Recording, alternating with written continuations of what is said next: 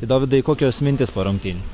Iš tikrųjų daug neišnaudotų progų ir nežinau, komanda kažkaip, atrodo, per treniruotės darai vieną, varžybose pradeda žaisti kitaip, savaip kažką ten gal gelbėt, kažką nori išgelbėt, bet trečio kėlinys, antra pusė pradėjo žaisti taip, ką reikalavom, iškart įmušėm įvartį, atsirado tų momentų ir daugiau žaidėm pas juos zonoje, bet tai nežinau, kodėl jie negali nuo pirmų minučių tai pradėti žaisti.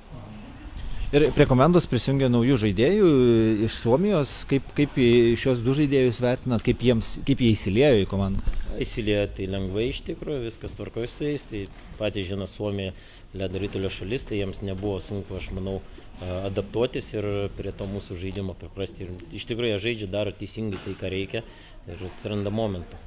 Bet jie taip pat turbūt atėjo su patirtim, tai jie gal ir užėma rolę tokio mokinančių labiau, ar tiesiog dirba savo labiau, koncentruojasi? Dirba savo tą darbą, mes juos pastatėm į daugumą ir tikrai ten sukūrė tų momentų, tai jokių priekaištų tikrai nėra, viskas tvarkoje su jais.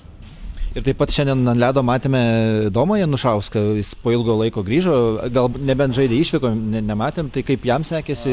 Jis turėjo sunkią traumą, iš tikrųjų, čia jau pusę metų daugiau, gal kokius 8 mėnesius gydėsi kryžminius raiščius, tai jam buvo pirmas rungtynės ir tikrai įsiliejo neblogai, jis jau su mum treniruojasi jau nuo anksčiau, bet dabar tik jam leido daktarai žaisti, tai po biškį bandom jį įtraukti tą žaidimo ritmą. Ačiū. Prašau.